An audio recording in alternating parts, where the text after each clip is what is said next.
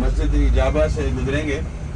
مسجد اجابہ کے حوالے سے صحیح مسلم کی روایت ہے، ایک مرتبہ رسول اکرم صلی اللہ علیہ وسلم کا اسی راستہ سے گزر ہوا۔ اس علاقہ میں ایک قبیلہ آباد تھا، بنو معاویہ اس قبیلے کا نام تھا، ان کی مسجد تھی۔ حضور صلی اللہ علیہ وسلم وہاں سے گزرتے ہوئے ان کی مسجد میں داخل ہوئے اور 2 رکعت نماز ادا فرمائی۔ صحابہ نے بھی حضور کے ساتھ نماز پڑھی۔ اس کے بعد رسول اکرم صلی اللہ علیہ وسلم نے ایک طویل دعا فرمائی، پھر ارشاد فرمایا کہ میں نے اپنے رب سے 3 دعائیں کی ہیں، جن میں سے 2 اللہ رب العزت نے قبول فرمائی۔ دعائیں یہ تھیں کہ یا اللہ میری امت کسی اجتماعی عذاب میں، طاعون میں یا قحط میں ہلاک نہ کر دی جائے۔ دوسری دعا یہ تھی کہ میری امت غرق ہو کر تباہ نہ ہو۔ یہ 2 دعائیں قبول ہوئیں۔ تیسری دعا یہ تھی کہ میری امت آپس کے لڑائی جھگڑے سے محفوظ رہے۔ اس کے بارے میں آتے ہیں کہ یہ تیسری دعا اللہ رب العزت نے قبول نہیں فرمائی یا اس دعا سے منع فرما دیا۔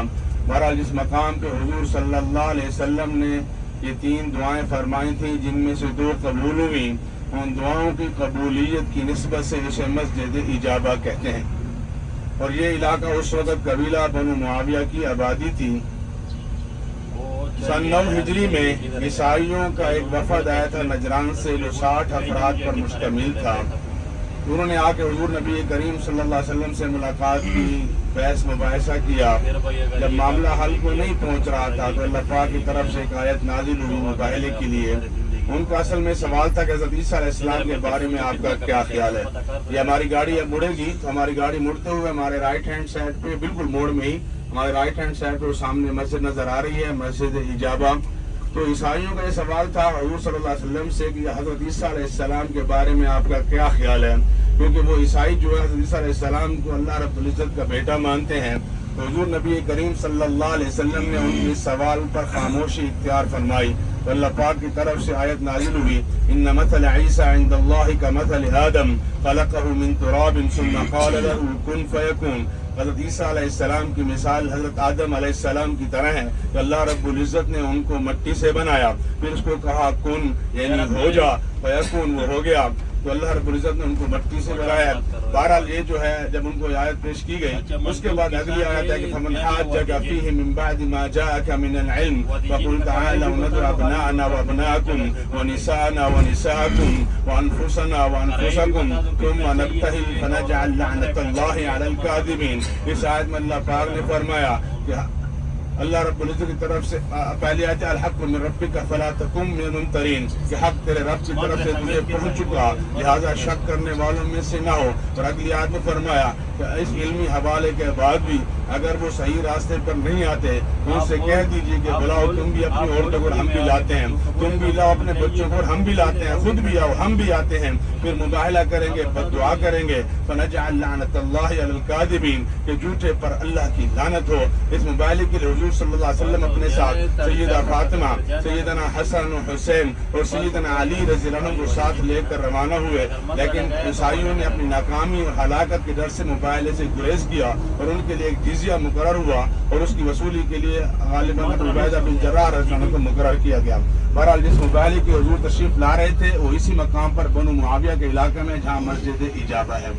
اس کے بعد ابھی ہمارے لیفٹ ہینڈ سائڈ پہ توجہ رکھیے گا، یہ ایک باغ ہے جو مسجد نبوی کی باؤنڈری کے بالکل ساتھ ہے۔ یہ تھوڑا سا آگے چلیں گے تو یہ ایک چھوٹا سا باغ نظر آتا ہے جو مسجد نبوی کی باؤنڈری کے بالکل ساتھ ہے، اسے ثقیفہ بنی ساعدہ کہتے ہیں۔ یہ ہمارے الٹے ہاتھ پہ سامنے نظر آ رہا ہے۔ حضور نبی کریم صلی اللہ علیہ وسلم کی جب اس دنیا سے رحلت ہوئی، حضور کا انتقال ہوا، یہ جو بنو سعدہ تھے، یہ انصار صحابہ تھے، بڑی کے سردار سعد بن عبادہ رضی اللہ عنہ کوبری کے اوپر جا کے نا وہاں بقی سے یو ٹرن لے کے پھر واپس آئیں گے، یو ٹرن تو ہے نا، وہاں سے واپس آئیں گے پھر قباء کی طرف جائیں گے طریق قربان سے۔ सकीफा बनी सादा मदीना मुनव्वरा में अंसार साहबा का कबीला था। साद इब्न उबादा रज़ियल्लाहु तआला अन्हु उनके सरदार थे। हुजूर नबी करीम सल्लल्लाहु अलैहि वसल्लम की जब इस दुनिया से रहलत हुई, हुजूर का इंतकाल हुआ, तो उस वक्त मुहाजिरीन और अंसार साहबा की एक ख्वाहिश एक जैसी थी। वो ख्वाहिश ये थी कि मुहाजिरीन चाहते थे खलीफा मुहाजिरीन में से हो, अंसार चाहते थे खलीफा अंसार में से हो। इस बिना पर अंसार साहबा बनी सादा कबीला के लोग बमाए अपने सरदार साद इब्न उबादा रज़ियल्लाहु अन्हु के साथ यहाँ पर इकट्ठे हुए। मुहाजिरीन में से 3 सहाबा इनके पास आए, सैयदना अबू बकर सिद्दीक, उमर बिन खत्ताब, अबू उबैदा बिन जर्राह रज़ियल्लाहु अन्हु यहाँ पर तशरीफ लाए। इन्होंने यहाँ पर सैयदना अबू बकर सिद्दीक रज़ियल्लाहु तआला अन्हु ने खिताब फरमाया। उसमें उन्होंने कहा कि अरब का मिजाज ऐसा है कि कुरैश के अलावा किसी की सरदारी बर्दाश्त नहीं कर सकते, लिहाजा खलीफा कुरैश में से ही मुंतखब किया जाएगा। तो इस पर हज़रत उमर बिन खत्ताब, उन्होंने फिर 2 अफराद का नाम पेश किया, उमर बिन खत्ताब और अबू उबैदा बिन जर्राह रज़ियल्लाहु अन्हुमा का नाम पेश किया कि इनमें से एक के हाथ पर बैत कर दें। तो उमर बिन खत्ताब रज़ियल्लाहु तआला अन्हु ने फरमाया कि सैयदना अबू बकर सिद्दीक जैसी शख्सियत हमारे दरमियान मौजूद है जो इस्लाम लाने वालों में सबसे पहले हैं, उम्र में हम सबसे बड़े हैं, हुजूर के यारे गार हैं, लिहाजा यही हमारे खिलाफत के हकदार हैं। इस पर उस वक्त मौजूद तमाम सहाबा फौरन सैयदना अबू बकर सिद्दीक रज़ियल्लाहु अन्हु के नाम पर मुत्तफिक हो गए और उनके हाथ पर खिलाफत के लिए बैत कर दी गई। दूसरे दिन अमूमी बैत मस्जिद नबवी में हुई। बहरहाल जिस जगह पे सैयदना अबू बकर सिद्दीक रज़ियल्लाहु तआला अन्हु को एक बाहमी मशवरे के साथ मुसलमानों का खलीफा मुंतखब करके उनके हाथ पर बैत की गई थी, उसकी निशानदेही के लिए बाग है जिसे सकीफा बनी सादा कहते हैं। यहाँ पर उनका एक कुआं भी था, बीरे बिदा उस कुएं का नाम था। अभी उस कुएं के कोई निशानात बाकी नहीं है। इसके बाद अभी हम जहाँ से गुजर रहे हैं, हमारे उल्टे हाथ में जो इलाका है मस्जिद नबवी के रोजा मुबारक के बिल्कुल सामने ये इलाका पड़ता है। यहाँ पर कबीला बनु ज़ुरैक आबाद था। मदीना की आबादी में से सबसे पहले जो लोग मुसलमान हुए थे उनमें से एक सहाबी को हुजूर सल्लल्लाहु अलैहि वसल्लम ने कुरान सिखाया था और उन्होंने यहाँ पहुँचकर मदीना में दूसरे सहाबा को कुरान सिखाया। तो मदीना की आबादी में सबसे पहले कुरान की तिलावत कबीला बनु ज़ुरैक की आबादी में हुई और इसी आबादी में एक कुआं था, बीर ज़ुरवान उस कुएं का नाम था। एक मरतबा एक औरत ने हुजूर सल्लल्लाहु अलैहि वसल्लम पर जादू किया था। जादू की हुई चीजें कुएं में फेंकी थी, जो कि बाद में हज़रत जिब्राइल अलैहिस्सलाम की निशानदेही पर उन चीजों को यहाँ कुएं से निकाला गया था और जादू के तोड़ के लिए सूरत फलक और सूरत नास बताई गई थी। बहरहाल जिस कुएं में हुजूर सल्लल्लाहु अलैहि वसल्लम पर जादू की हुई चीजें फेंकी गई थी उस कुएं का नाम बीर ज़ुरवान था और वो कुआं कबीला बनु ज़ुरैक की आबादी में था और वो यही इलाका है जो मस्जिद नबवी के रोज़ा मुबारक के बिल्कुल सामने है और यहाँ पर सबसे पहले कुरान की तिलावत मदीना में यहाँ पर हुई। इसके बाद अभी हमारी गाड़ी यहाँ से यू टर्न लेगी तो हमारे सीधे हाथ, अभी हमारी गाड़ी के बिल्कुल सामने का जो इलाका है, गाड़ी मुड़ते हुए हमारे सीधे हाथ पे वो इलाका आपको नजर आएगा। ये कबीला बनु ज़फर की आबादी थी। ये हमारी गाड़ी मुड़ते हुए हमारे सीधे हाथ पे जो इलाका है कबीला बनु ज़फर की आबादी यहाँ पर थी और मदीना हुजूर नबी करीम सल्लल्लाहु अलैहि वसल्लम की हिजरत से पहले ये इलाका दीन की तबलीग और तालीम का मरकज बना हुआ था। मदीना की आबादी में से सबसे पहले जिन लोगों ने इस्लाम कबूल किया था हुजूर सल्लल्लाहु अलैहि वसल्लम ने उनके साथ सैयदना मुसअब इब्न उमैर रज़ियल्लाहु तआला अन्हु को उनकी दीन की तबलीग और तालीम के लिए मदीना मुनव्वरा भेजा था। उनका क़याम यहाँ मदीना में असअद बिन ज़ुरारा रज़ियल्लाहु तआला अन्हु के मकान में था। यहाँ पर वो दीन की तबलीग और तालीम का काम किया करते थे। तो यहाँ पर साद बिन मुआज़ रज़ियल्लाहु तआला अन्हु जो कबीला बनु अब्दुल अशल के सरदार थे वो इनके पास तशरीफ लाए और यहाँ इनके साथ बातचीत हुई। इनको मना करने के लिए आए थे, लेकिन जब यहाँ पहुंचे उन्होंने इनकी बात सुनी, कुरान सुना तो इस्लाम कबूल कर लिया। उन्होंने अपने साद बिन मुआज़ रज़ियल्लाहु तआला अन्हु ने अपने कबीला के लोगों से फरमाया कि मैं तुम्हारे दरमियान कैसा शख्स हूँ। उन्होंने कहा कि हम में सबसे अफजल हो, सबसे अफजल के बेटे हो और सबसे अफजल राय रखते हो। तो साद बिन मुआज़ रज़ियल्लाहु तआला अन्हु ने फरमाया कि तुम्हारी औरतों से, तुम्हारे मर्दों से मेरा बोलना उस वक्त तक हराम है जब तक तुम सारे के सारे मुसलमान ना हो जाओ। उनके कहने पर उनके सारे कबीले ने यहाँ पे इस्लाम कबूल किया। उस कबीले में से एक शख्स जिनका नाम उसैरिन था जो उस वक्त मुसलमान नहीं हुए थे, लेकिन वो भी ग़ज़वा उहद वाले दिन उन्होंने इस्लाम कबूल किया और उसी वक्त ये वाहिद वो सहाबी हैं जिन्होंने इस्लाम कबूल करने के बाद अभी तक कोई नमाज भी अदा नहीं की थी, मुसलमान हुए और फौरन मुसलमानों की तरफ से लड़ते हुए शहीद हो गए। बहरहाल وہ قبیلہ بنو ظفر کی جو آبادی تھی، یہ علاقہ حضور نبی کریم صلی اللہ علیہ وسلم کی ہجرت سے پہلے دین کی تبلیغ اور تعلیم کا مرکز بنا ہوا تھا، وہ اسے مسجد بنی ظفر کہتے ہیں۔ اس کے بعد ابھی ہم یہاں گزریں گے مسجد نبوی کے 6 نمبر گیٹ کے بالکل ساتھ باب السلام والی سائڈ پر کچھ مساجد ہیں، مسجد ابوبکر صدیق، مسجد عمر بن خطاب، مسجد علی اور مسجد غمامہ۔ یہ ابھی ہماری گاڑی مڑی ہے تو ہمارے الٹے ہاتھ پہ ہوٹلوں کے درمیان میں ایک چھوٹی سی مسجد ہے، یہاں پہ یہ گاڑی مڑ رہی ہے سفید والی، اس گاڑی کے بالکل ساتھ وہ مسجد ہے، مسجد عمر بن خطاب رضی اللہ عنہ کے نام سے ہے، اور باقی 3 مسجدیں ہماری گاڑی کے بالکل سامنے ہیں۔ مسجد غمامہ جس کے گنبد سفید ہیں، دیواریں کالے پتھروں والی ہیں، تو یہ مسجد غمامہ ہے، اس کے ساتھ مسجد ابوبکر صدیق ہے، اس کے ساتھ مسجد علی ہے، یہ مسجد نبوی کے بالکل ساتھ یہ 4 مساجد ہیں۔ اور ان مقامات کے بارے میں ابو سعید خدری رضی اللہ عنہ روایت ہے کہ حضور صلی اللہ علیہ وسلم نے ان مقامات پر عید الاضحیٰ، عید الفطر، استسقاء اور جنازہ کی نمازیں ادا فرمائی تھیں، اور یہ علاقہ اس وقت مدینہ سے باہر کھلا میدان تھا، اور عیدگاہ کے لیے، جنازہ کے لیے یہ ہے کہ یہ شہر سے باہر کھلے میدان میں ادا کی جائیں، تو یہ اس وقت مدینہ سے باہر کھلا میدان تھا، تو یہاں پر عید الاضحیٰ، عید الفطر، استسقاء اور جنازہ کی نمازیں ادا فرمائیں، ان کی نشاندہی کے لیے مسجد ہے مسجد غمامہ۔ اس کے بعد ہم انشاءاللہ العزیز مسجد قباء کی طرف چلتے ہیں۔ مسجد قباء اسلام کی پہلی مسجد ہے۔ حضور نبی کریم صلی اللہ علیہ وسلم نے جب مکہ مکرمہ سے مدینہ منورہ کے لیے ہجرت فرمائی، مدینہ کی آبادی میں ابو ایوب انصاری رضی اللہ عنہ کے مکان میں حضور صلی اللہ علیہ وسلم نے قیام فرمایا تھا، لیکن یہاں پہنچنے سے پہلے حضور کا پہلا قیام مسجد قباء کے علاقہ میں ہوا۔ وہاں پر کلثوم ابن حدم رضی اللہ تعالیٰ کے مکان میں حضور صلی اللہ علیہ وسلم نے قیام فرمایا تھا۔ وہاں پر جو قیام کی مدت ہے اس کے بارے میں مختلف قول ہے کہ 4 دن کے بعد، 12ویں دن یا 24 دن کے بعد وہاں سے روانہ ہوئے۔ حضور نبی کریم صلی اللہ علیہ وسلم وہاں پر جب تشریف لائے تو سوموار کا دن تھا، اور جب وہاں سے مدینہ کے لیے روانہ ہوئے تو جمعے کا دن تھا۔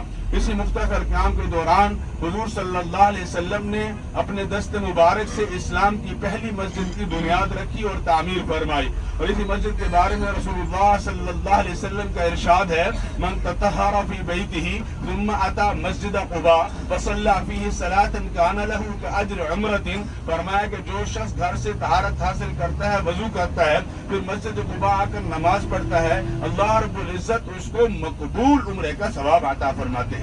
تو مسجد قباء میں نفل پڑھنا، نماز پڑھنا عمرے کے برابر ثواب ہے، اور حضور نبی کریم صلی اللہ علیہ وسلم کا معمول تھا ہر ہفتے کے دن صبح کی نماز کے بعد پیدل یا سواری پر مسجد قباء تشریف لاتے تھے اور 2 رکعت نماز ادا فرماتے تھے۔ اور اللہ رب العزت نے قرآن مجید میں ارشاد فرمایا، لمسجد اسس علی التقوی من اول یوم حق ان تقوم فیہ رجال یحبون ان یتطہروا واللہ یحب المطہرین۔ اس آیت میں اللہ پاک نے فرمایا کہ وہ مسجد جس کی بنیاد پہلے دن سے تقوی پر رکھی گئی ہے، یعنی خالص عبادت کے لیے بنائی گئی ہے، فرمایا کہ وہی اسی کی مستحق ہے کہ آپ وہاں جائیں اور عبادت کریں، اور فرمایا اس میں رہنے والے مرد پاکی کو پسند کرتے ہیں، اور اللہ رب العزت پاک لوگوں کو پسند کرنے والا ہے۔ اس آیت میں اللہ پاک نے مسجد قباء اور اہل قباء کی تعریف فرمائی۔ اصل میں اس آیت سے پہلے ایک اور آیت ہے جو یہاں پر مدینہ منورہ میں منافق لوگوں نے ایک سازش کے تحت ایک مسجد بنائی تھی جس کا نام قرآن مجید میں مسجد ضرار ہے۔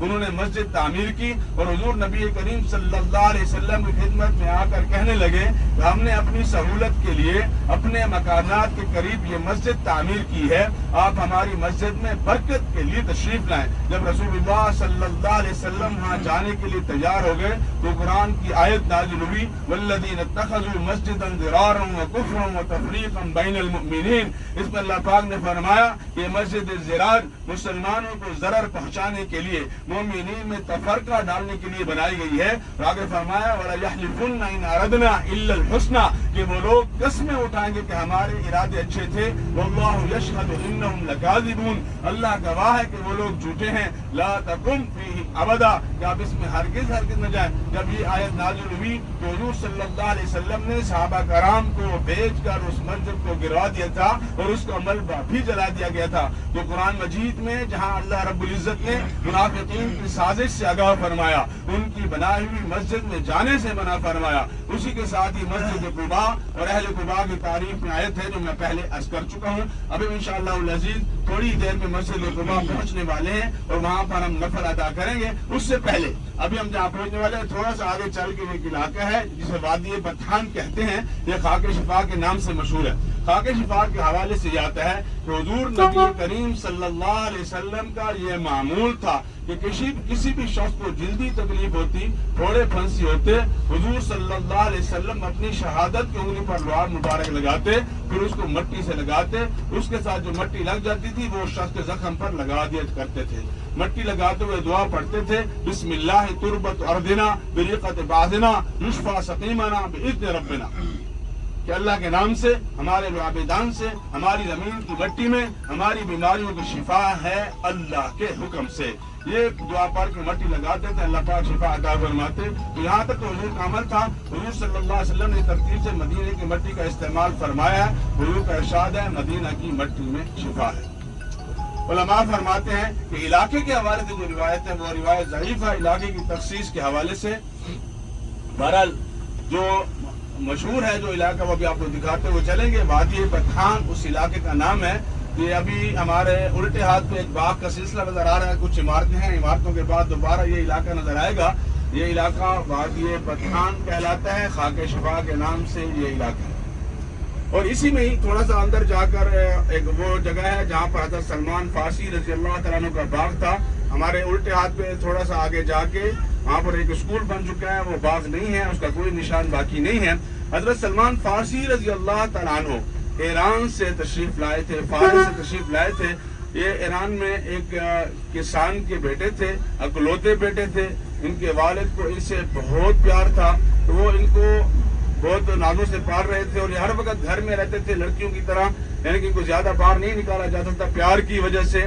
تو ایک مرتبہ اپنے کھیتوں کی طرف جا رہے تھے تو راستے میں عیسائیوں کو نماز پڑھتے ہوئے دیکھا۔ ایک خاک شفا کے نام سے جو مقام ہے وہ بھی ہمارے الٹے ہاتھ پہ ہے۔ تو عرض کر رہا تھا کہ حضرت سلمان فارسی نے عیسائیوں کو نماز پڑھتے ہوا، یہ مجوسی عقیدہ سے تعلق رکھتے تھے، آگ کی پوجا کرتے تھے، جب عیسائیوں کو نماز پڑھتے ہوئے دیکھا ان کا طرز عبادت ان کو پسند آیا، عیسائی ہو گئے۔ والد کو پتہ چلا، اس نے گھر سے نکال دیا۔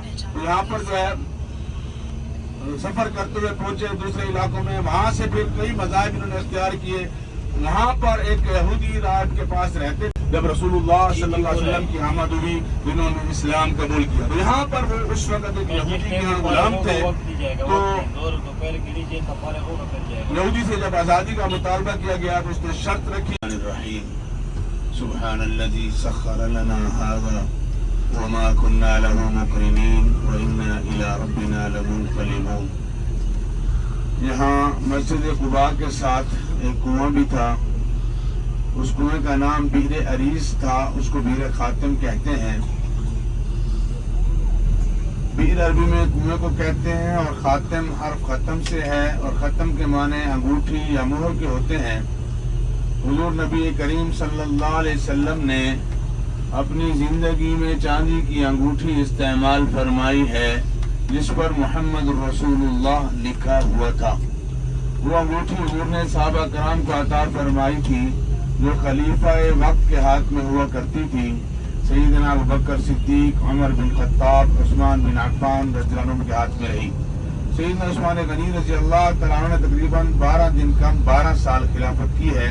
ان کے دور خلافت کے 6 سال ان کے ہاتھ سے انگوٹھی وہاں کنویں میں گر گئی تھی، جس کو تلاش کرنے کے لیے ہر ممکن کوشش کی گئی، لیکن وہ انگوٹھی دوبارہ حاصل نہ ہو سکی۔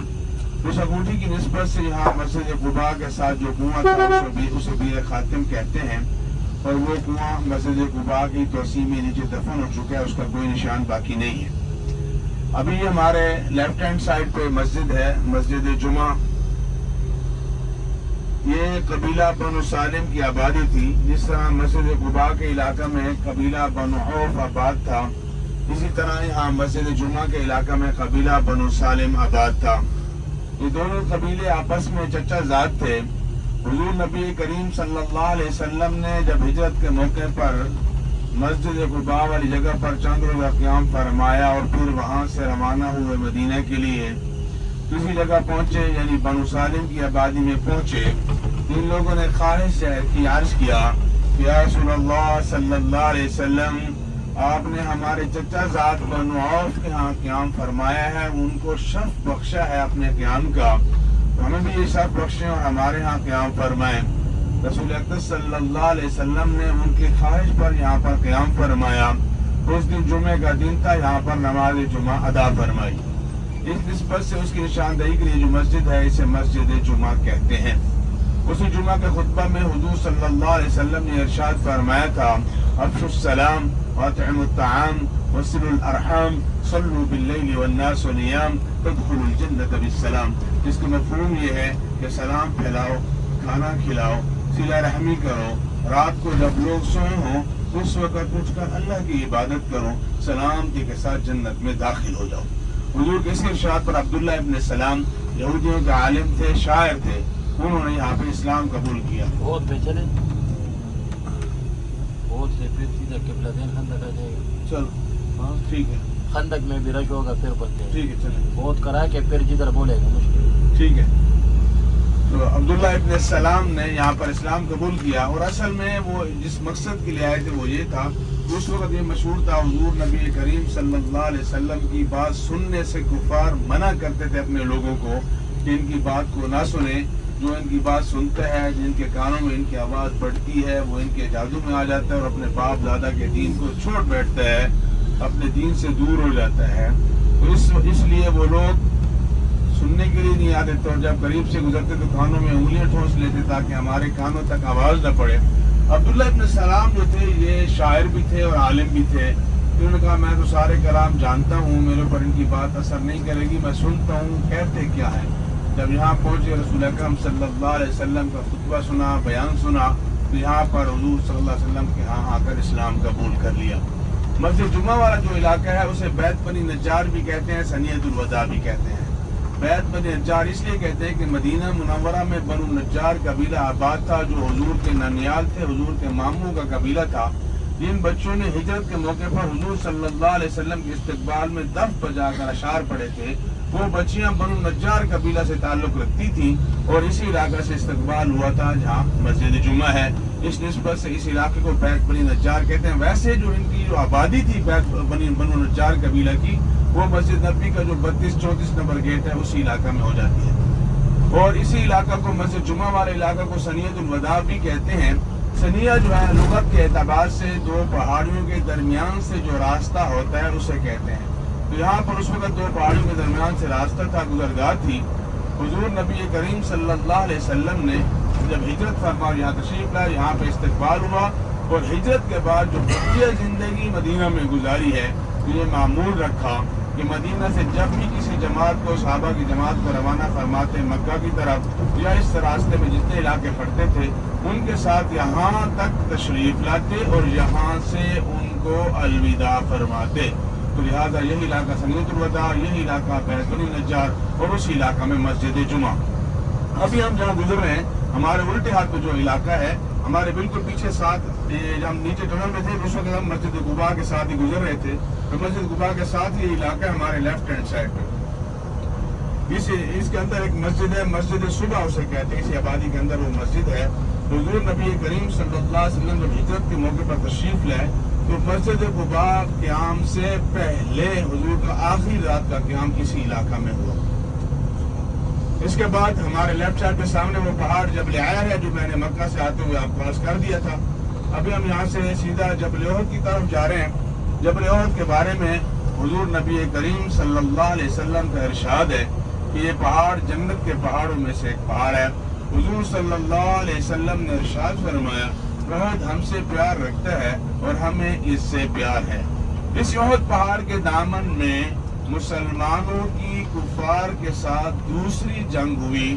پہلی جنگ جنگ بدر ہے جو مدینہ منورہ سے 150 کلومیٹر کے فاصلے پر بدر کے میدان میں سن 2 ہجری میں 17 رمضان کو ہوئی۔ وہاں پر کفار کی تعداد 1000 تھی اور مسلمان 313 تھے۔ وہاں اللہ رب العزت نے مسلمانوں کو شاندار فتح عطا فرمائی۔ کافروں کے بڑے بڑے پہلوان مارے گئے، ان کے سردار مارے گئے، ابو جہل مارا گیا، 70 کافر قتل ہوئے اور اتنے ہی ان کے قید ہوئے۔ اس کا بدلہ لینے کے لیے انہوں نے انتقامی طور پر تیاری شروع کی۔ پورا سال تیاری کے بعد سن 3 ہجری میں شوال کے مہینہ میں شوال کی 5 یا 10 تاریخ کی جمعے کا دن تھا۔ حضور نبی کریم صلی اللہ علیہ وسلم یہاں مسجد قباء میں موجود تھے کہ مکہ مکرمہ سے سیدنا عباس رضی اللہ تعالیٰ عنہ کی طرف سے خط آیا۔ اس خط میں کفار کی طرف سے 3000 کے لشکر کے ساتھ مسلمانوں پر حملے کے لیے مکہ سے روانگی کی اطلاع تھی۔ یہ اطلاع ملتی حضور صلی اللہ علیہ وسلم مسجد قباء سے مسجد نبوی تشریف لے گئے۔ جمعے کا دن تھا، نماز جمعہ پڑھائی۔ اس کے بعد جنگ کے لیے مشورہ فرمایا کہ جنگ کہاں کی جائے، مدینہ کے اندر یا مدینہ سے باہر۔ اس کے لیے رسول اکرم صلی اللہ علیہ وسلم نے اپنی ذاتی رائے کا اظہار فرمایا کہ یہ جنگ ہم مدینہ میں رہ کر ان کے ساتھ لڑتے ہیں، لیکن وہ نوجوان صحابہ جو بدر کی لڑائی میں شریک نہیں ہو سکے تھے، ان کا مشورہ اور اصرار تھا کہ جنگ مدینہ سے نکل کر کھلے میدان میں لڑی جائے۔ اس رائے میں پیش سیدنا حمزہ رضی اللہ تعالیٰ عنہ تھے۔ اس کے بعد حضور صلی اللہ علیہ وسلم حجرہ مبارک میں تشریف لے گئے اور زرہ پہن کے باہر تشریف لے آئے اور احد کے دامن کو اس جنگ کے لیے منتخب فرمایا۔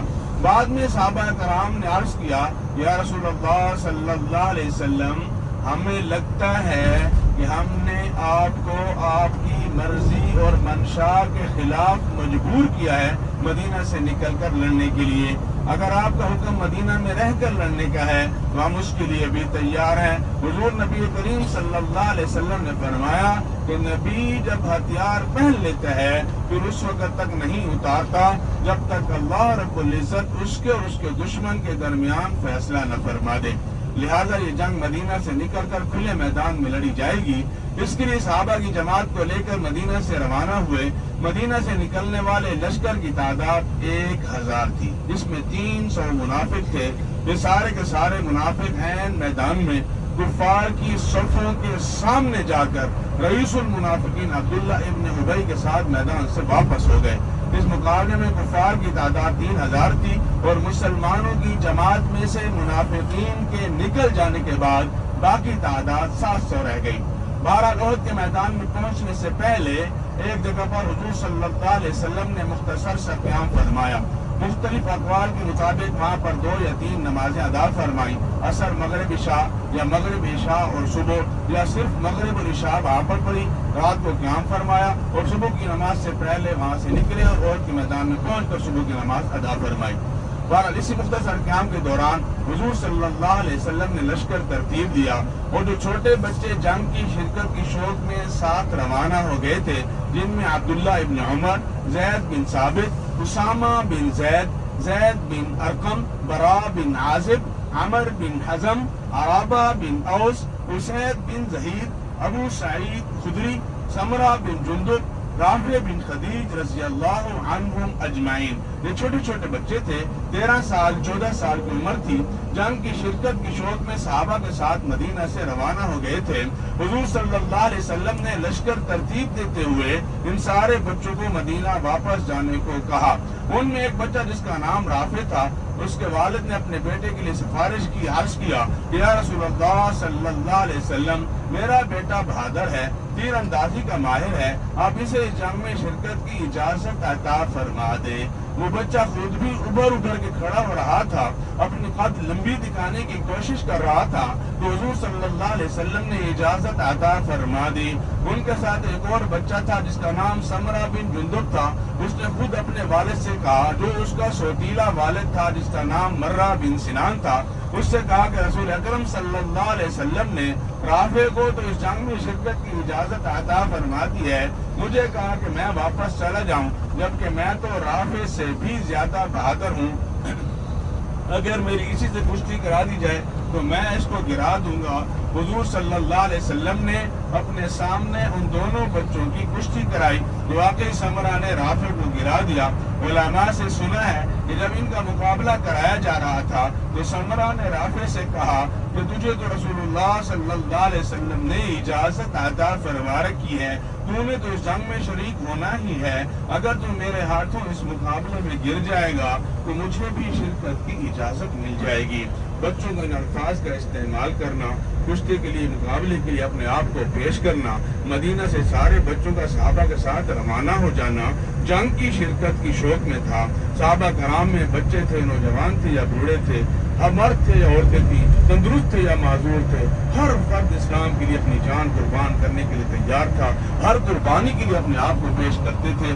اسی جگہ پر جب رات کو پہرے کا موقع آیا، حضور صلی اللہ علیہ وسلم نے 70 صحابہ کرام کو پہرے کے لیے مقرر فرمایا اور آخر میں فرمایا کہ میری حفاظت کے لیے کون آئے گا؟ تو ایک صحابی کھڑے ہوئے اپنا نام بتلایا، حضور نے فرمایا بیٹھ جائیں۔ پھر فرمایا اور کون آئے گا؟ ایک صحابی کھڑے ہوئے اپنا نام اپنے والد کی نسبت سے بتلایا، فلاں کا بیٹا، حضور نے فرمایا بیٹھ جاؤ۔ اور کون آئے گا؟ پھر صحابی کھڑے ہوئے اپنا نام اپنے بیٹے کی نسبت سے بتلایا کہ فلاں کا باپ، حضور نے فرمایا کہ تینوں آ جاؤ۔ تو ایک ہی صحابی باہر آئے، حضور صلی اللہ علیہ وسلم نے سوال کیا کہ تمہارے دو ساتھی اور کدھر ہیں؟ اس نے کہا کہ یا رسول اللہ صلی اللہ علیہ وسلم تینوں مرتبہ میں ہی کھڑا ہوا تھا۔ حضور صلی اللہ علیہ وسلم نے ان کے لیے دعا فرمائی، اپنے پہرے پر مقرر فرمایا۔ اسی طرح صحابہ کرام ہم ہر لمحہ ہر قربانی کے لیے تیار رہتے تھے۔ جس طرح میں نے عرض کیا ہے، اس جنگ میں تندرست تھے یا معذور تھے، ہر موقع پر انہوں نے اپنی جانوں کا نذرانہ پیش کیا ہے، اپنی جانیں پیش کی ہیں۔ اسی میدان میں عمر ابن جموح رضی اللہ تعالیٰ عنہ ایک ٹانگ سے معذور صحابی ہیں، اس جنگ میں شریک ہوتے ہیں، گھر سے آتے ہوئے دعا کر کے آتے ہیں، اللہم لا تردنی الی اہلی۔ یہ دعا کرنے کا وجہ یہ بنی کہ جب حضور صلی اللہ علیہ وسلم سے انہوں نے اجازت طلب کی، حضور نے فرمایا کہ آپ معذور ہیں، گھر رہ کر ہمارے لیے دعا کریں۔ تو انہوں نے عرض کیا یا رسول اللہ صلی اللہ علیہ وسلم میرا بھی دل چاہتا ہے کہ میں اس لنگڑی ٹانگ سے جنت میں چلوں پھروں۔ حضور صلی اللہ علیہ وسلم نے اجازت عطا فرمائی، گھر جا کے بیوی کو بتلایا کہ میں جنگ میں شرکت کے لیے جا رہا ہوں۔ تو بیوی نے جوش اور جذبہ دلانے کے لیے تانا مارا کہ میں تو یہ دیکھ رہی ہوں کہ تو میدان چھوڑ کر بھاگ رہا ہے۔ وہاں پر انہوں نے دعا کی، اللہم لا تردنی الی اہلی، یا اللہ مجھے اپنے اہل کی طرف نہ لوٹانا، یعنی شہادت عطا کرنا۔ وہ اس میدان میں شہید ہوتے ہیں اور یہیں پر ہی مدفون ہیں۔ اسی طرح 70 صحابہ کی اس میدان میں شہادت ہوئی ہے۔ اس میدان میں سیدنا حمزہ رضی اللہ تعالیٰ عنہ کی دردناک شہادت ہوئی ہے۔ حضور صلی اللہ علیہ وسلم کو اپنے چچا سیدنا حمزہ رضی اللہ تعالیٰ عنہ سے بہت محبت تھی، اور اس میدان سے جب کفار واپس ہو رہے تھے، انہوں نے مسلمان شہداء کی لاشوں کے ناک کاٹ دیے، کان کاٹ دیے، ہونٹ کاٹ دیے۔ یہی حالت سیدنا حمزہ رضی اللہ تعالیٰ عنہ کے ساتھ بھی کی گئی تھی، بلکہ ان کا تو سینہ چیرا جا چکا تھا، ان کا کلیجہ نکالا جا چکا تھا۔ حضور صلی اللہ علیہ وسلم نے جب اپنے چچا کو اس حالت میں دیکھا، اتنا روئے کہ ہچکیاں بند گئیں۔ اس وقت تک میت پر رونا منع نہیں ہوا تھا، باقاعدہ زمانہ جاہلیت سے رواج تھا کہ عورتیں میت پر بیان کیا کرتی تھیں۔ اس میدان میں 70 صحابہ شہید ہو چکے تھے، گھر گھر کو حرام مچا ہوا تھا، گھر گھر سے عورتوں کی رونے کی آوازیں آ رہی تھیں۔ حضور صلی اللہ علیہ وسلم نے اپنے چچا کے غم میں فرمایا کہ اے چچا جان، آج آپ کی شہادت ایسے موقع پر ہوئی ہے کہ رونے والا بھی کوئی نہیں۔ صحابہ کرام کی عورتوں کو جب پتہ چلا تو رونے کے لیے پہنچی۔ اسی لمحے حضرت جبرائیل علیہ السلام تشریف لائے۔ انہوں نے عرض کیا کہ یا رسول اللہ صلی اللہ علیہ وسلم آپ مغموم نہ ہو، اللہ رب العزت نے آسمانوں پر آپ کے چچا کا نام سید الشہداء اسد اللہ و اسد رسول رکھ دیا ہے، اور آج کے بعد اللہ کا حکم ہے کہ میت پر رونا، ماتم کرنا، بیان کرنا منع ہے۔ یہ اس دن سے منع ہوا۔ بہرحال اس میدان میں پہنچ رہے ہیں، اس میدان میں 70 صحابہ کی لاشیں خون میں لت پت پڑی تھی۔ مصعب ابن عمیر رضی اللہ عنہ کے بارے میں آتا ہے کہ ان کے ہاتھ میں اسلام کا جھنڈا تھا، ایک کافر نے آ کے تلوار ماری، ان کا دایاں ہاتھ کاٹ دیا کہ ہاتھ کٹے گا تو جھنڈا گر جائے گا، اور جھنڈا گرے گا تو شکست کا اعلان کر دیں گے۔ اب کیونکہ جھنڈے کا گر جانا شکست کی علامت سمجھا جاتا تھا، انہوں نے فوراً جھنڈے کو بائیں ہاتھ میں پکڑا، کافر نے تلوار ماری، بایاں ہاتھ بھی کاٹ دیا۔ جب دونوں ہاتھ کٹ گئے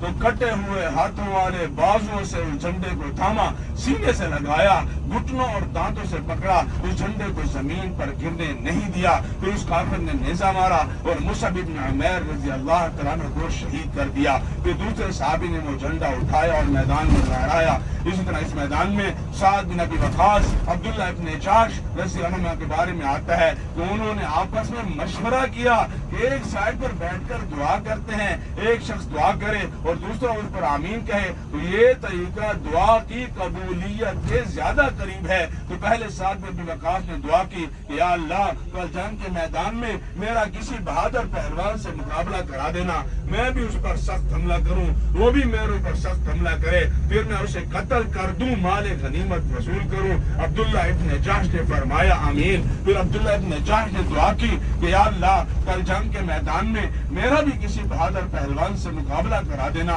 میں بھی اس پر سخت حملہ کروں، وہ بھی میرے اوپر شدید حملے کرے، پھر وہ مجھے قتل کر دے، شہید کر دے، پھر وہ میرا ناک کاٹے، میرے کان کاٹے، اور قیامت کے دن یا اللہ جب تیرے دربار میں اسی حالت میں کھڑا کیا جاؤں کہ میرے ناک اور کان کٹے ہوئے ہوں، تو یا اللہ تو میرے سے سوال کرے کہ عبداللہ تیرے ناک اور کان کدھر ہیں، میں کہوں کہ یا اللہ تیرے اور تیرے حبیب کے راستے میں کاٹ دیے گئے، پھر تو کہے کہ عبداللہ تو نے سچ کہا۔ تو سعد بن ابی وقاص رضی اللہ تعالیٰ عنہ فرماتے ہیں کہ دوسرے دن جنگ کے میدان میں ہم دونوں کی دعائیں قبول ہوئی، لیکن میرے سے بہتر دعا عبداللہ ابن جحش کی تھی کہ مجھے تو مال غنیمت وصول ہوا، لیکن عبداللہ ابن جحش کو ان کی خواہش، ان کی دعا کے مطابق شہادت نصیب ہوئی۔ اس میدان میں حضور نبی کریم صلی اللہ علیہ وسلم کا بھی بہت زیادہ تکلیف گزری ہے۔ رسول اکرم صلی اللہ علیہ وسلم نے جتنے بھی غزوات میں شرکت کی ہے سب سے زیادہ تکلیف حضور کو اسی میدان میں پہنچی ہے۔ اس میدان میں یہ احد ہمارے بالکل لیفٹ ہینڈ سائڈ پہ ہمارے ساتھ گزر رہا ہے۔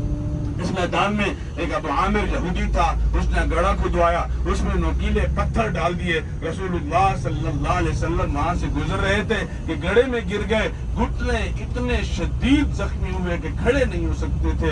ایک عالم سے سنا ہے کہ جب حضور صلی اللہ علیہ وسلم یہاں گڑھے میں گرے ہوئے تھے، گھٹنے زخمی تھے، اوپر سے عبداللہ ابن شہاب زہری نے حضور کے ماتھے پر پتھر مارا جس سے پیشانی سے خون کے فوارے چھوٹ گئے، حضور کا چہرہ لہولہان ہو گیا۔ اس میدان میں عتبہ بن ابی وقاص نے حضور کے چہرے پر پتھر مارا، اس پتھر کے لگنے سے حضور کے دندان مبارک شہید ہو گئے۔ اس میدان میں عبداللہ ابن کمیہ نے حضور کے کندھے پہ تلوار ماری، اتنی زور سے تلوار ماری کہ زرہ کٹ گئی۔ کندھے کے درد کی وجہ سے حضور صلی اللہ علیہ وسلم 1 مہینے تک اپنا ہاتھ اوپر کو نہیں اٹھا سکتے تھے۔ پھر اس نے دوسری تلوار اسی شدت کے ساتھ رسول اکرم صلی اللہ علیہ وسلم کے چہرہ مبارک پہ ماری۔ وہ تلوار حضور کی آنکھ کے نیچے رخسار کی ابری ہڈی پہ آ کے وہ تلوار لگی۔ اس تلوار کے لگنے سے حضور صلی اللہ علیہ وسلم نے جو لوہے کی ٹوپی پہنی ہوئی تھی جسے خود کہتے ہیں، اس کی کڑیاں حضور کے سر مبارک میں گھس گئی، اور اتنی شدت سے وہ گھسی جس صحابی نے وہ کڑیاں اپنے دانتوں سے کھینچی اس کے دانت ٹوٹ گئے۔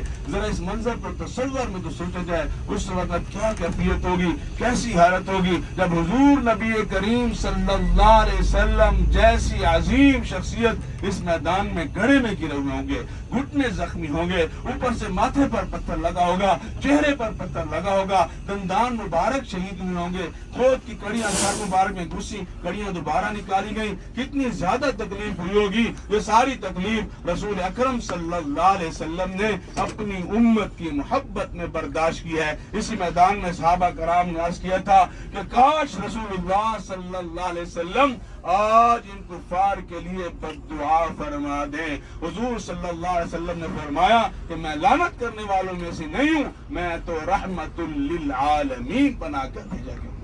گزارش یہ ہے، یہ واقعات عرض کرنے کا مقصد یہ ہوتا ہے کہ جس مقام پہ ہم پہنچے ہوئے ہیں اس مقام کی حیثیت، اس مقام کی اہمیت اور شان ہمارے سامنے ہو، اور جس انداز میں یہاں قربانی دی گئی ہے وہ منظر ہمارے تصور میں ہو، اور جس مقصد کے لیے قربانی گئی ہے اس مقصد کا بھی علم ہونا چاہیے کہ آخر اتنی بڑی قربانی کا مقصد کیا تھا۔ مقصد یہ تھا کہ کفار چاہتے تھے دین اسلام مٹ جائے، دین اسلام والے مٹ جائیں، لیکن مسلمان چاہتے تھے کہ ہم قربان ہو جائیں لیکن دین آنے والی نسلوں تک پہنچ جائے تاکہ وہ اس دین پر زندگی گزاریں، اور جب اللہ کی بارگاہ میں حاضر ہو تو وہ کامیاب ہوں۔ مقصد آپ کی اور ہماری کامیابی تھا، تو آج ہم بھی اسی میدان میں کھڑے ہوئے اسی مقصد کی تکمیل کی خاطر یہاں سے تہیہ اور نیت کر لیں کہ یا اللہ ہماری سابقہ زندگی جیسے گزر گئی اس میں ہم سے جو غلطیاں ہو گئی ہیں، کوتاہیاں ہو گئی ہیں، نافرمانیاں ہو گئی ہیں، ہم اس پر توبہ کرتے ہیں، استغفار کرتے ہیں، بقیہ زندگی کے لیے نیت کر لیں یا اللہ ہم بقیہ زندگی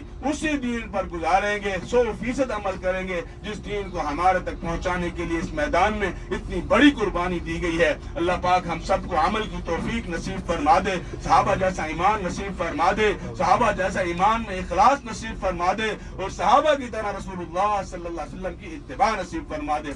यहाँ पर हमारा जो काम है, यहाँ पर हमारे सीधे हाथ में मैदान में एक चार दीवारी में वो 70 सहाबा मदफून है जो यहाँ पर शहीद हुए हैं, जिनमें सैयद शुहदा सैयदना हमजा रज़ी अल्लाह तआला अन्हु हैं, मुसअब इब्न उमैर, अब्दुल्लाह इब्न जहश, अमर इब्न जमू, सैयदना हंज़ला, साद बिन रबिया, अनस बिन नदर, वहब बिन काबूस, उसैर रज़ी अल्लाह अन्हुम अजमाइन 70 सहाबा हैं। इनको जाकर पूरी अकीदत, मोहब्बत, एहतराम और खुलूस के साथ सलाम पेश करना है। और हुजूर नबी करीम सल्लल्लाहु अलैहि वसल्लम का मामूल था, हर बुध के दिन शुहदा के यहाँ तशरीफ लाते थे।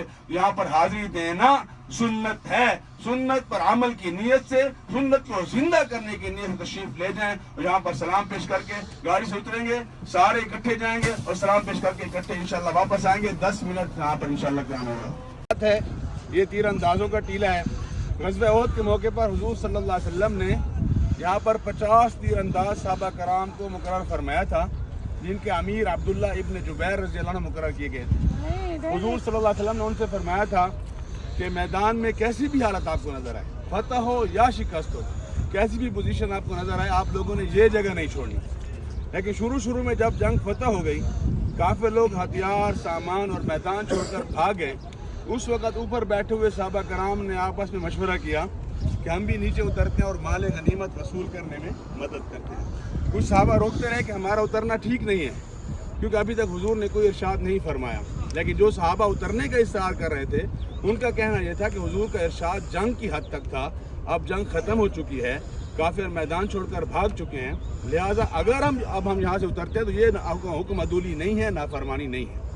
इसी कश्मकश में 40 या 38 सहाबा यहाँ से उतर गए। 10 या 12 बैठे हुए थे।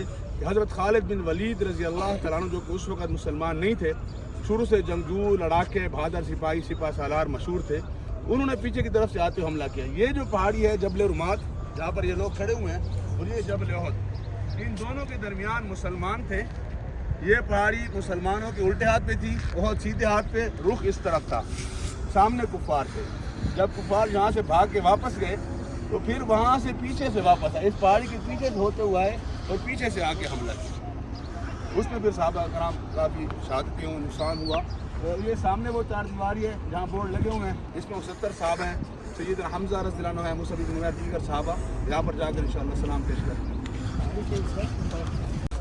एक सैयदना हमजा रज़ी अल्लाह अन्हु है, मुसअब इब्न उमैर, और पीछे जो अंदर वो चार दीवारी छोटी सी है पीछे, वहाँ पर बाकी सहाबा हैं। वैसे पूरे मैदान में है तो कब्रों के निशानात मौजूद नहीं है। तो सारे 70 सहाबा जो यहाँ पे शहीद हुए हैं, उनमें एक हमारी जम्मू के बारे में आता है, पीछे एक चारदीवारी की खान के बारे में। अंदाज़ा ये है कि टोटल सहाबा इसी में है। यहाँ पर सलाम पेश करने हैं, मैं आगे बढ़ता हूँ, साथ में बढ़ते जाएँ जी। अस्सलाम वालेकुम अहल दियार मिनल मुमिनीन वल मुस्लिमीन अंतुम लना साबिकून व नहनु इंशाअल्लाह बिकुम ललाहिकून नस्अलुल्लाह लना व लकुम العافية السلام عليك يا سيدنا حمزة أسد الله وأسد رسوله السلام عليك يا عم المصطفى السلام عليك يا مصعب ابن عمير السلام عليك يا عبد الله ابن جهش السلام عليكم يا أصحاب رسول السلام عليكم يا شهداء يا سعداء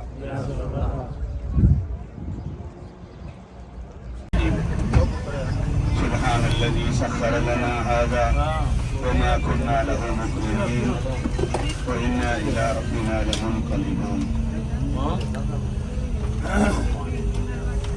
ये हमारी गाड़ी मुड़ते हुए हमारे सीधे हाथ पे तवज्जो रखें, राइट हैंड साइड पे सामने कुछ फासले पर पहाड़ी के ऊपर एक तामीर नजर आ रही है। ये वहाँ मस्जिद क़िबलतैन से करीब हो जाती है। इस पहाड़ ये जो पहाड़ी पर तामीर है, यहाँ के सऊदिया के शाही खानदान का शाही महल है। اس محل والی پہاڑی کے ساتھ جو علاقہ ہے اس علاقے کا نام جرف ہے، اور جرف حدود حرم سے باہر کا علاقہ ہے۔ قرب قیامت میں دجال نے ظاہر ہونا ہے۔ قیامت کی جو علامات کبریٰ ہے، قیامت کی جو بڑی نشانیاں ہیں، ان کی تعداد 10 ہے۔ اردو میں سب سے پہلی نشانی دجال کا ظاہر ہونا ہے۔ علامات صغریٰ جو ہے ان میں سب سے آخری نشانی امام مہدی کا ظاہر ہونا ہے۔ حضور نبی کریم صلی اللہ علیہ وسلم کا ارشاد ہے کہ جب دجال ظاہر ہو جائے گا، یعنی قیامت کی جب بڑی نشانیاں شروع ہو جائیں گی، یہ نشانیاں پے در پے تیزی کے ساتھ ایک دوسرے کے پیچھے جلدی جلدی مکمل ہوتی جائیں گی۔ فرمایا کہ جس طرح موتیوں کی لڑی ٹوٹتی ہے تو اس میں سے موتی ایک دوسرے کے پیچھے گرتے چلے جاتے ہیں، اسی طرح پے در پے یہ نشانیاں پوری ہوں گی۔ امام مہدی جب تشریف لائیں گے تو وہ بھی موجود ہوں گے کہ دجال آ جائے گا، اور اس کے بعد دجال موجود ہوگا، امام مہدی موجود ہوگے، حضرت عیسیٰ علیہ السلام تشریف لے آئیں گے۔ بہرحال دجال کا بہت بڑا فتنہ ہوگا۔ جب دجال ظاہر ہوگا، خدا ہونے کا دعویٰ کرے گا، شہر شہر سفر کرے گا، سفر کرتا ہوا مکہ بھی آئے گا، مدینہ بھی آئے گا۔ یہاں مدینہ کے اطراف میں اللہ کے ملائکہ کا پہرا ہوگا، وہ مدینہ میں داخل نہیں ہوگا۔ اس وقت مدینہ کے اطراف میں 7 دروازے ہوں گے، اور ہر دروازے پر 2 فرشتے پہرے کے لیے مقرر ہوں گے جو دجال کو مدینہ میں داخل نہیں ہونے دیں گے۔ پھر اس وقت دجال کا پڑاؤ مدینہ سے باہر، حدود حرم سے باہر، اسی جرف کے علاقہ میں ہوگا۔ دجال کا بہت بڑا فتنہ ہوگا۔ اللہ رب العزت ہم سب کو، آنے والی نسلوں کو اس دجال کے فتنہ سے محفوظ فرمائے۔ تو یہ وادی جرف کا علاقہ ہے، اور ابھی ہم نے جانا ہے مسجد قبلتین۔ مسجد قبلتین کے حوالے سے انشاءاللہ بعد میں تفصیل عرض کروں گا۔ ابھی ہمارا بسم اللہ الرحمن الرحیم، سبحان الذي سخر لنا هذا وما كنا له مقرنين وإنا إلى ربنا لمنقلبون۔ ابھی ہم یہاں سے انشاءاللہ العزیز مسجد قبلتین کی طرف جا رہے ہیں۔ مسجد قبلتین کے معنی ہیں 2 قبلوں والی مسجد۔ مسلمانوں کا جو قبلہ اول ہے وہ فلسطین میں ہے، جسے بیت المقدس کہتے ہیں، مسجد اقصی کہتے ہیں۔ جب نماز فرض ہوئی تو قبلہ بیت المقدس ہوا۔ حضور نبی کریم صلی اللہ علیہ وسلم کو بیت اللہ سے بہت پیار تھا، اس لیے مکہ مکرمہ میں حجر اسود والی سائڈ پر کھڑے ہو کر نماز ادا فرماتے تھے۔ اس طرف سے رخ بھی بیت المقدس کی طرف ہوتا تھا اور بیت اللہ بھی سامنے ہوتا تھا۔ ہجرت کے 16 یا 17 مہینے کے بعد اور جب ہجرت کر کے مدینہ منورہ تشریف لے آئے تو یہاں پر ویسا انداز نہیں اپنایا جا سکتا تھا جیسا کہ مکہ میں تھا، کیونکہ مدینہ میں دونوں قبلے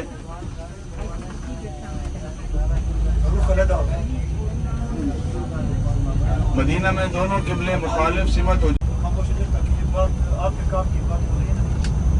عرض کر رہا تھا۔ مکہ مکرمہ میں حضور نبی کریم صلی اللہ علیہ وسلم نے حجر اسود کی طرف کھڑے ہو کر نمازیں ادا فرمائیں ہجرت سے پہلے۔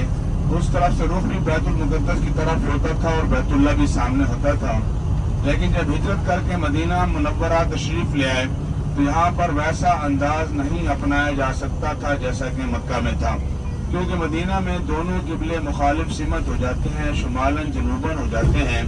شمال سائڈ پہ بیت المقدس اور جنوب سائڈ پہ بیت اللہ ہو جاتا ہے۔ ہجرت کے بعد 16 یا 17 مہینے تک حضور نبی کریم صلی اللہ علیہ وسلم نے بیت المقدس کی طرف نماز ادا فرمائی ہے، اور اس عرصہ میں اکثر آسمان کی طرف چہرہ اٹھائے ہوئے دل میں یہ خواہش رکھتے تھے کہ یا اللہ میرا قبلہ بیت اللہ کر دے جو مکہ میں ہے، جو سیدنا ابراہیم علیہ السلام نے بنایا ہے۔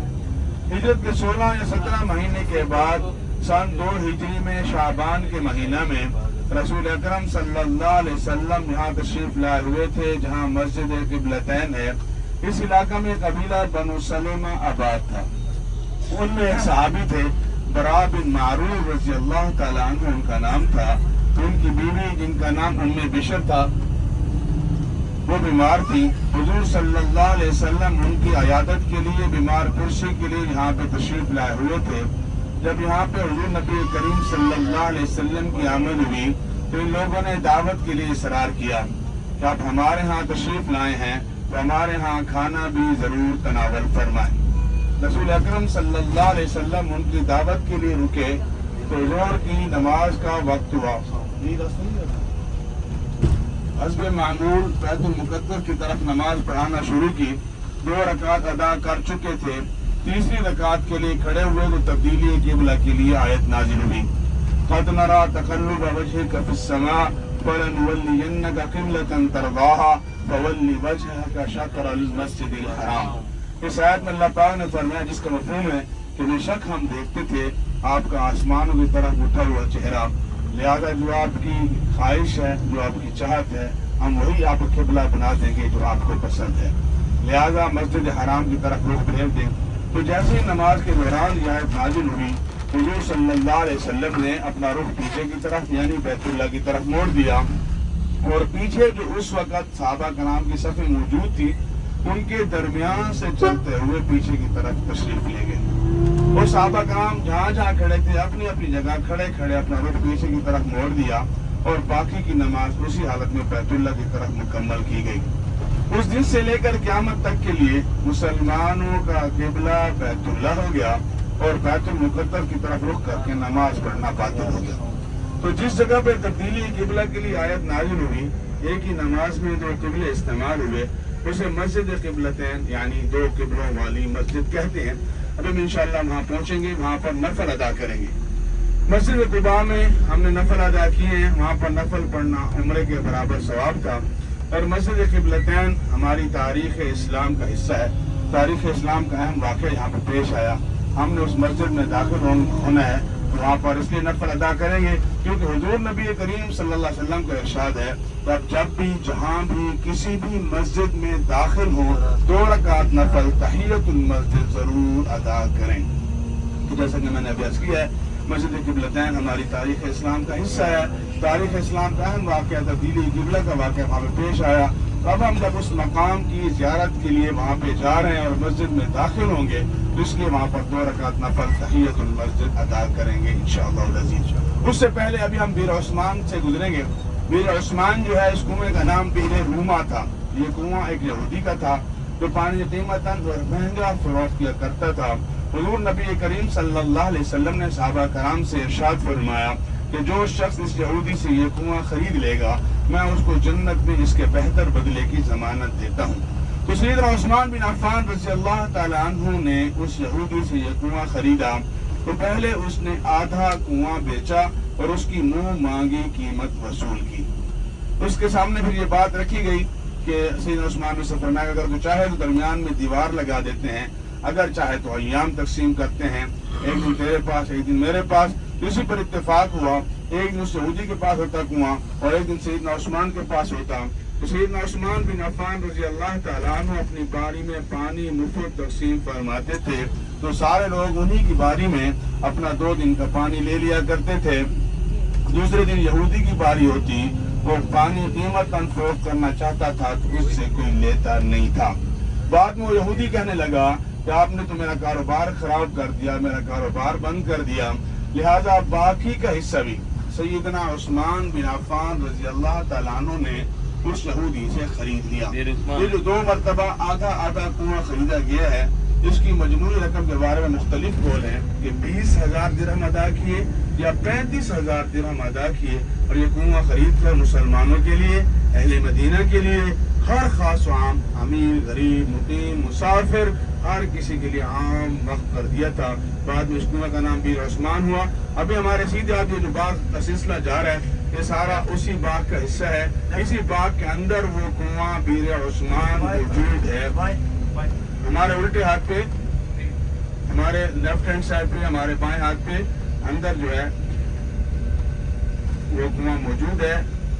यहाँ नजर नहीं आता, मजमूई तौर पर आपको ये बाग ही दिखा सकते हैं जिसके साथ आप गुजर रहे हैं। इसी बाग के अंदर ये जो कुछ इमारतें अंदर नजर आ रही हैं, कुछ तामीर है इन कमरों के पीछे, وہ کنواں موجود ہے بیر عثمان، جو سیدنا عثمان بن عفان رضی اللہ تعالیٰ عنہ نے یہودی سے 2 مرتبہ آدھا آدھا کر کے پورا کنواں قیمتاً خرید کر عام وقف کر دیا تھا۔ اس کے بعد جیسا میں پہلے عرض کر چکا ہوں، مسجد قبلتین کے حوالے سے کہ تبدیلی قبلہ کا واقعہ وہاں پیش آیا، جو قبلوں والی مسجد قبلتین، ابھی انشاءاللہ تھوڑی دیر میں وہاں پہنچنے والے ہیں اور وہاں پر ہم انشاءاللہ نفل ادا کریں گے۔ یہاں پر بھی ہماری وہی ترتیب ہوگی جس طرح مسجد قباء بھی میں نے عرض کیا تھا کہ مرد حضرات گاڑی سے اترتے ہی تشریف لے جائیں، عورتوں کی جگہ نماز کی علیحدہ ہے، مردوں کی علیحدہ ہے۔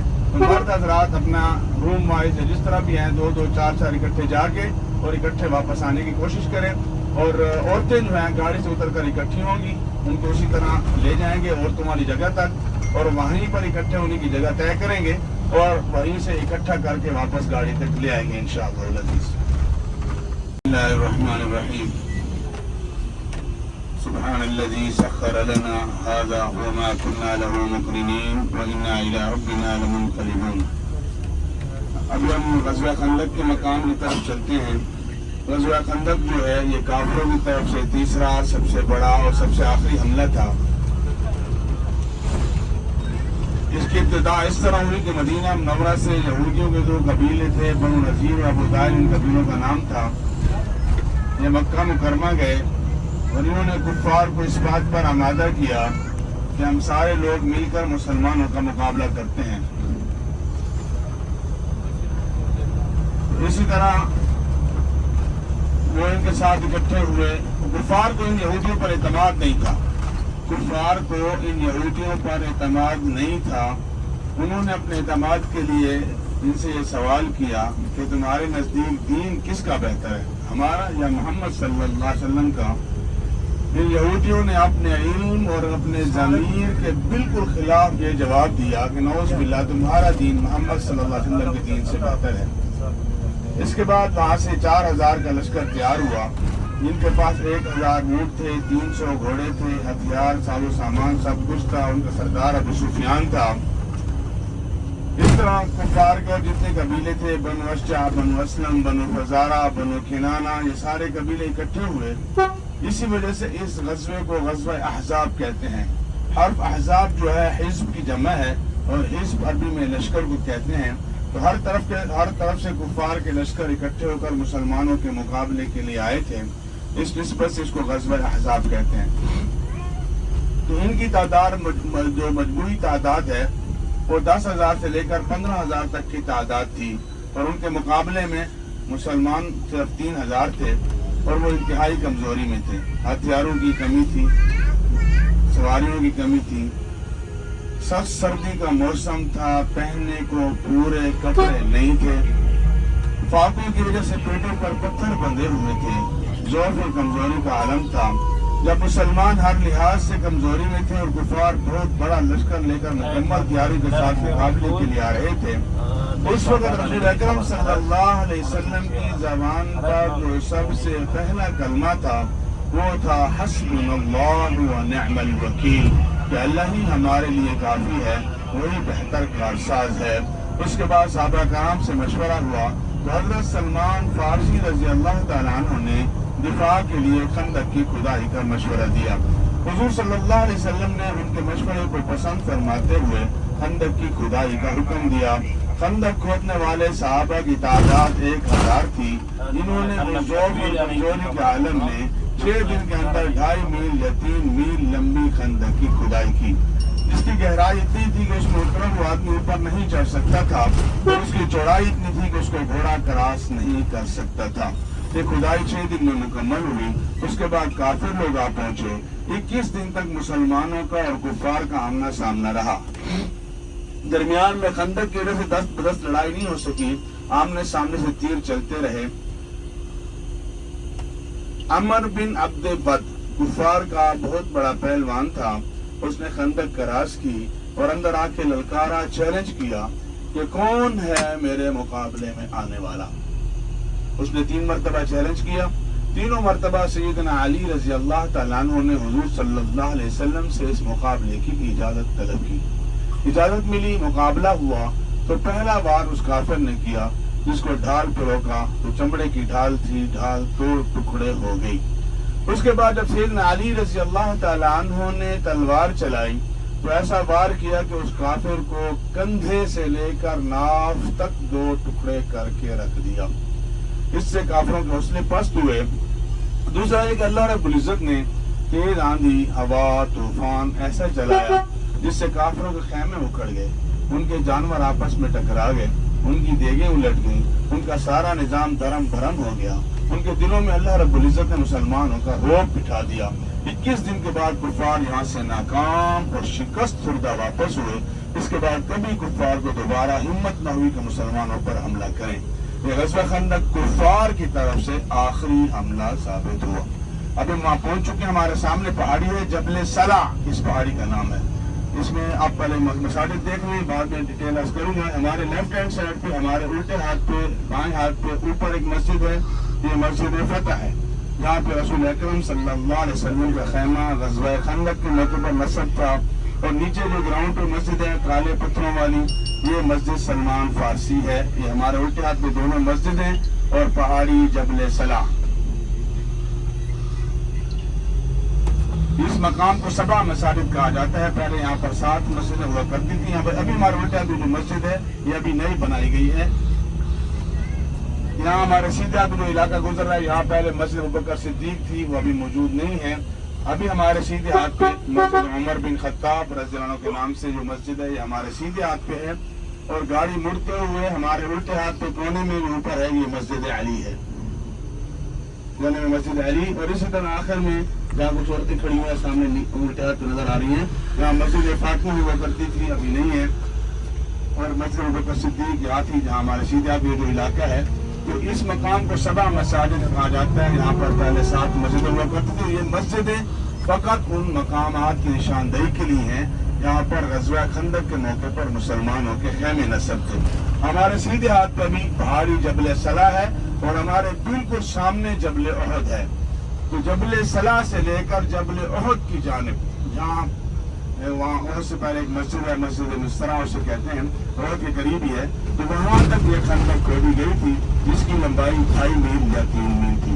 खंदक और पहाड़ी के दरमियान में मुसलमान थे। यहाँ अल्लाह रब्बुल इज्जत ने मुसलमानों को शानदार फतह अता फरमाई। काफिरों के बड़े बड़े पहलवान, जिसमें जो है ना वो अमर बिन अब्द वक्त मारा गया। और तेज आंधी, हवा, तूफान ऐसा चला जिससे काफिरों के खैमे उखड़ गए, उनके जानवर आपस में टकरा गए, उनका सारा निजाम धर्म भरम हो गया। उनके दिलों में अल्लाह रब्बुल इज्जत ने मुसलमानों का रौब बिठा दिया। 21 दिन के बाद कुफार यहाँ से नाकाम वापस हुई। अभी हम थोड़ा सा आगे चलेंगे तो यहाँ आगे हमारे उल्टे हाथ पे एक पेट्रोल पंप आएगा। उस पेट्रोल पंप के पीछे एक पहाड़ी है, उस पहाड़ी का नाम जबल जुबाब है। और वहाँ पर उस आबादी के अंदर एक मस्जिद है, उसे मस्जिद राया कहते हैं। तो जबल जुबाब पहाड़ी के साथ और हुजूर नबी करीम सल्लल्लाहु अलैहि वसल्लम उस जगह पर जहाँ पर मस्जिद राया बनी हुई है, वहाँ पर खड़े होकर खंदक की खुदाई की निगरानी फरमाते रहे जबल जुबाब पे। और उसी इलाका में एक चट्टान थी जो बहुत सख्त थी, टूट नहीं रही थी। तो हज़रत सलमान फारसी रज़ियल्लाहु अन्हु उस समय खंदक की खुदाई कर रहे थे और उनकी खिदमत में हाजिर हुए और अर्ज किया कि या रसूलल्लाह सल्लल्लाहु अलैहि वसल्लम, पापों की वजह से पेटों पर पत्थर बंधे हुए हैं, ज़ौफ़ और कमजोरी है, ये चट्टान इतनी सख्त है कि हमसे टूट नहीं रही। हुजूर बनफ्स नफीस तशरीफ ले गए और अपने दस्त मुबारक से उस चट्टान को तोड़ा था। जब आपने लेफ्ट हैंड साइड पे तवज्जो रखें, ये पेट्रोल पंप आ रहा है। इस पेट्रोल पंप के पीछे जो आबादी है वो एक पहाड़ी के ऊपर है और उस पहाड़ी का नाम जबल जुबाब है। और इन्हीं मकानात के अंदर वो मस्जिद मौजूद है, मस्जिद राया, जो उस मकाम की निशानदेही के लिए हमारे उल्टे हाथ में जो इलाका है। हमारे सीधे हाथ में पहाड़ी है, ये जबल सला है, वही खंदक वाली। तो अर्ज कर रहा था कि वो चट्टान बहुत सख्त थी। तो सलमान फारसी रज़ियल्लाहु अन्हु हुजूर की खिदमत में हाजिर अर्ज किया कि फाकों की वजह से पेटों पर पत्थर बंधे हुए हैं, ज़ौफ़ और कमजोरी है, तो ये चट्टान इतनी सख्त है कि हमसे टूट नहीं रही। हुजूर सल्लल्लाहु अलैहि वसल्लम खुद बनफ्स नफीस तशरीफ ले गए और अपने दस्त मुबारक से कुदार चलाए, 3 ज़रबें लगाई और 3 ज़रबों से वो सारी की सारी चट्टान टूट गई। तो ये वाक़या भी यहाँ पे पेश है, जो पहाड़ी के साथ जबल जुबाब के साथ। और अभी हम जहाँ से गुजर रहे हैं, ये हमारे उल्टे हाथ जो एरिया भी गुजर रहा है, ये भी सनियतुल वदा के नाम से है। एक सनियतुल वदा मैंने अर्ज किया था मस्जिद जुमा के साथ, اور ایک سنیت الوداع، یہ شامی سنیت الوداع یہ کہلاتا ہے۔ اور اسی کے علاقے کے حوالے سے ایک واقعہ آتا ہے، ایک مرتبہ حضور نبی کریم صلی اللہ علیہ وسلم کے کچھ اونٹ یہاں چر رہے تھے، ایک چرواہ ان کو چرا رہا تھا، ان کے ساتھ ایک صحابی تھے، چھوٹے بچے، سلمہ بن اکوع ان کا نام تھا، ایک یہودی تھا، اچھا خاصا اس کا نام تھا، ابھی ذہن سے عبد الرحمن فزاری۔ عبد الرحمن فزاری نے آ کے حملہ کیا اور اس نے چرواہے کو قتل کیا اور اونٹ لے گیا۔ سلمہ بن اکوع نے یہاں مدینہ کی طرف رک کر کے آواز لگائی حملے کے لیے، وہ جو گھوڑا تھا وہ ایک صحابی کو دیا کہ آپ جا کر مدینہ میں اطلاع کرو، اور خود ان کا پیدل تعاقب کیا۔ سلمہ بن اکوع بھاگنے میں بہت تیز تھے اور تیر انداز بڑے ماہر تھے، انہوں نے ان کا تعاقب اکیلے میں مختلف اطراف سے کیا، مختلف اطراف سے ان کو تیر مارے، مختلف اطراف سے ان کا تعاقب کیا، اور چلتے چلتے وہ نیزے یا کوئی پتھر رکھتے جا رہے تھے کہ ہم اس طرف جا رہے ہیں نشانیاں، یعنی کہ انہوں نے 3 کام کیے، ان پر تیر بھی برسائے، راستے کی نشانیاں بھی رکھی، ان کا تعاقب بھی کیا، اور اس انداز سے تعاقب کیا تو ان کو یہ اندازہ ہی نہ ہوا کہ یہ اکیلا ہے، بلکہ انہوں نے سمجھا کہ حملہ ہو گیا، تو ان کے پیچھے بھاگتے بھاگتے کراس ہو کے ان کے آگے پہنچ گئے، ایک پہاڑی پہ چڑھ گئے، پھر جب انہوں نے دیکھا کہ یہ اکیلا ہے اور بچہ ہے تو آگے بڑھے، تو انہوں نے ان کو باتوں میں مجبور رکھا اور کہا کہ تم جانتے نہیں ہو میں کون ہوں، میں اکوع کا بیٹا سلمہ ہوں، اگر میں آگے نکلوں تو تم مجھے پکڑ نہیں سکتے، اور تمہارے پیچھے بھاگو تم میرے ہاتھ سے نکل نہیں سکتے۔ اور اسی طرح وہ بعد میں وہ بھاگ گئے، صحابہ کرام حضور صلی اللہ علیہ وسلم پیچھے پہنچے، تو وہ واقعہ بھی بہرحال میں مختصراً عرض کرتا ہوں کہ یہیں کہی ہے، اسی شامی سنیت الوداع پہ حضور صلی اللہ علیہ وسلم کے جو اونٹ چل رہے تھے، عبد الرحمن فزاری نے حملہ کیا تھا، سلمہ بن اکوع نے ان کا پیچھے کیا تھا۔ اور شامی سنیت الوداع 2 سنیت الوداع ہے، ایک میں نے مسجد جمعہ کے ساتھ عرض کی تھی اور یہ شامی سنیت الوداع ہے۔ اس کے ساتھ ہی ہماری زیارات مکمل ہوتی ہیں اور ہم واپسی ہوٹل کی طرف پہنچ رہے ہیں۔ آپ حضرات سے گزارش